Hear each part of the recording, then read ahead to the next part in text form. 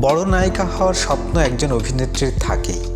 পরিচালক প্রযোজকদের চাহিদা পূরণ না হলে তারা কাস্টিং করবেন না, এটাই স্বাভাবিক। অশ্লীল প্রস্তাব গ্রহণ করার কারণে পরিচালক প্রযোজকদের কাছে এই অভিনেত্রীর দর বেড়ে যায় রাতারাতি, সুযোগও মেলে প্রচুর। তিনি সেটা গ্রহণ করেছেন। আমরা দর্শকরা তার সমালোচনা করেছি, আবার হলে গিয়ে শীষ বাজিয়েছি। আমাদের সংবাদ মাধ্যমও রগরগিয়ে পলির নামটিই কেবল উচ্চারণ করেছে বীর বিক্রমে। পুরুষের ক্ষেত্রে কলমের খাপ খোলে না।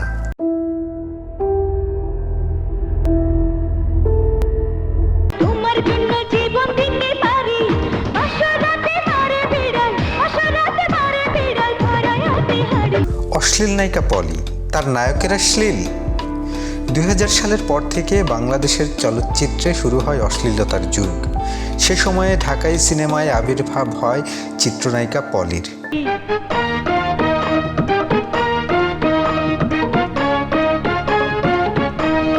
খুব শিগগির তিনিও হয়ে ওঠেন অশ্লীল যুগের নায়িকাদের অন্যতম।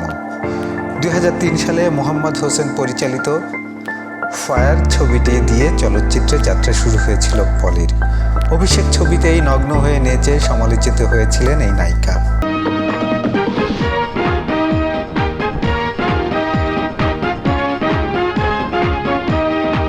অথচ তার বিপরীতে অভিনয় করা নায়ক, সিনেমার প্রযোজক, পরিচালক বা অন্যান্য কুশীলবদের নিয়ে কোনো প্রশ্ন নেই কারো মনে। কেন? এর উত্তর আমার জানা নেই। ভাই বোন বন্ধুরা, আপনাদের যদি জানা থাকে মন্তব্যের ঘরে জানাবেন।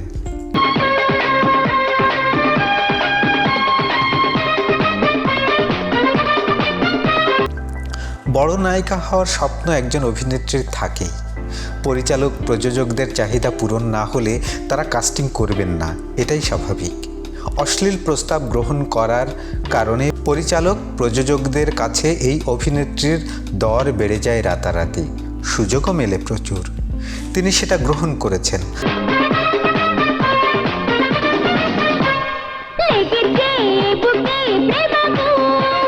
আমরা দর্শকরা তার সমালোচনা করেছি, আবার হলে গিয়ে শীষ বাজিয়েছি। আমাদের সংবাদ মাধ্যমও রগরগিয়ে পলির নামটিই কেবল উচ্চারণ করেছে বীর বিক্রমে। পুরুষের ক্ষেত্রে কলমের খাপ খোলে না।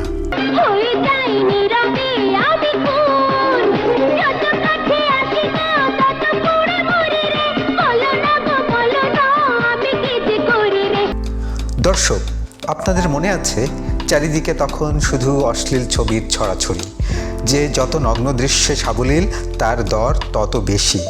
বিদেশি 2x 3x ছবির নানা দৃশ্য কাটপিস করেও সে সময় সিনেমা বানিয়েছেন পরিচালক প্রযোজকরা। সেসব ছবির নায়িকা হিসেবে একের পর এক চুক্তিবদ্ধ হন পলি। ওই সময় ঢালিউডের প্রায় সব জনপ্রিয় নায়কদের বিপরীতে অভিনয় করেছেন আলোচিত ও সমালোচিত এই নায়িকা।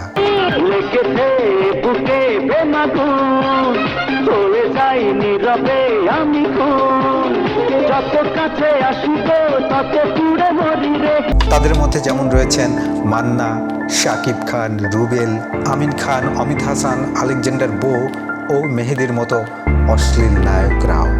অর্থাৎ পলি শুধু একাই অশ্লীল ছবি করেননি, এরাও তার দোসর।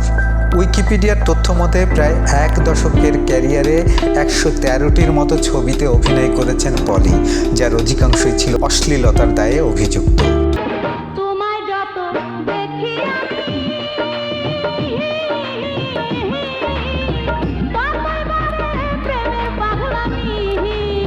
এক পর্যায়ে সরকার ওই অশ্লীলতার বিরুদ্ধে পদক্ষেপ গ্রহণ করলে ওই সময়কার 1 ডজনেরও বেশি নায়িকাদের সঙ্গে ধীরে ধীরে আড়ালে চলে যেতে শুরু করেন পলিও।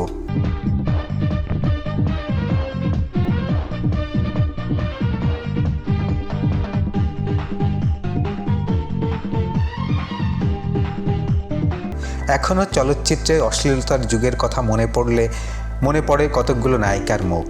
কোনো নায়ক বা পরিচালক অথবা প্রযোজকের নাম মনে আসে না।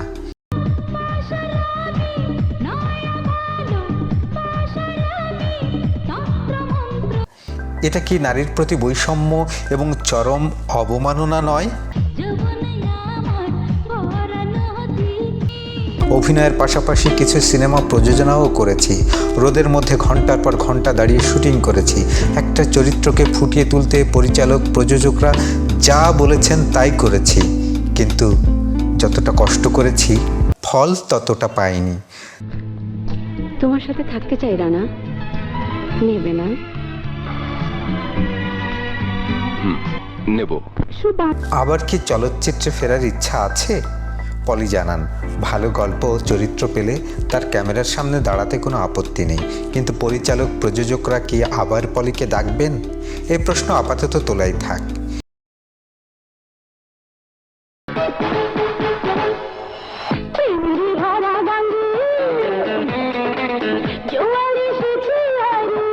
আর দেখা মেলে না পলির। শেষবার তাকে এফডিসিতে দেখা গেছে গত শিল্পী সমিতির নির্বাচনের দিনে। 1 দশক আগে অভিনয়কে বিদায় জানালেও এখনও তিনি শিল্পী সমিতির সদস্য। তাই ছোট বোনকে সঙ্গে নিয়ে এসেছিলেন ভোট দিতে। তবে সিনেমা ছাড়লেও মাঝে মাঝে লাইকি ভিউতে দেখা যায় পলিকে।